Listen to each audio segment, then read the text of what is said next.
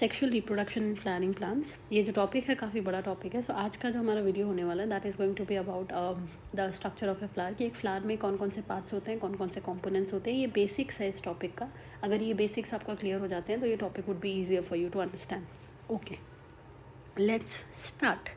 सो जब भी हम प्लांट की बात करते हैं, हम उन प्लांट की बात कर रहे हैं that is known as angiosperm, ऐसे प्लांट जिनमें फूल आते हैं। सो ये फूल वो जगह बेटा जी जहाँ पे सेक्शुअल रिप्रोडक्शन होगा।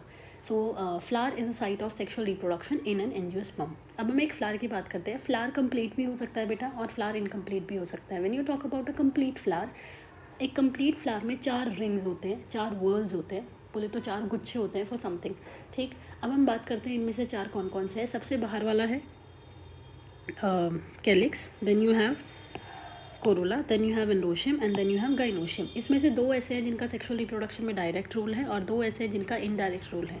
सो जो डायरेक्ट रोल है उनका गैमीट बनाने का काम है, उनमें आते हैं आपके एंड्रोशियम और गाइनोशियम। और जो 2 है जिनका इनडायरेक्ट रोल है वो कहीं ना कहीं एक्सेसरी है, कहीं ना कहीं उनको हेल्प करते हैं but they are not producing gametes. Okay, उनको आप बोलते हो कैलिक्स एंड कोरोला। सबसे पहले हम फ्लावर के स्ट्रक्चर की बात करते हैं। This is a typical flower. एक कंप्लीट फ्लावर का डायग्राम यहाँ पे बनाया हुआ है। जब आप इसकी बात करते हो उसके अंदर ये जो स्टॉक लाइक स्ट्रक्चर है इसको आप बोलते हो पेडिसल। ये जो बेस होता है इसको आप बोलते हो थैलेमस या फिर रिसेप्टिकल।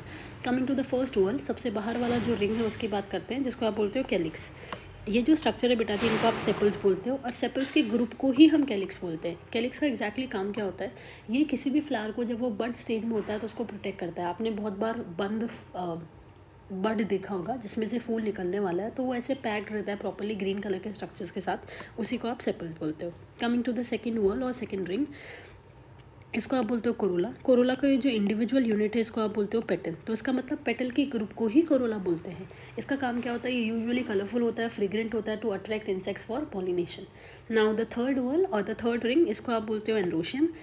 एंड्रोशियम की जो यूनिट होती है इसको आप बोलते हो स्टेमन। अब हम एक स्टेमन का स्ट्रक्चर देखते हैं। इसमें ये वाला जो पार्ट है बेटा जी इसको आप बोलते हैं एंथर, इस पार्ट को आप बोलते हैं फिलामेंट। एंथर और फिलामेंट दोनों को मिला के आप बोलते हो स्टेमन और स्टेमन के ग्रुप को आप बोलते हो एंड्रोशियम। ओके, इसका काम क्या होता है, stamen is also known as male reproductive organ, क्योंकि आपको मेल गैमीट बना के देता है। सो इसका मतलब इसका डायरेक्ट रोल हो गया। Now coming to the last ring that is known as gynoecium.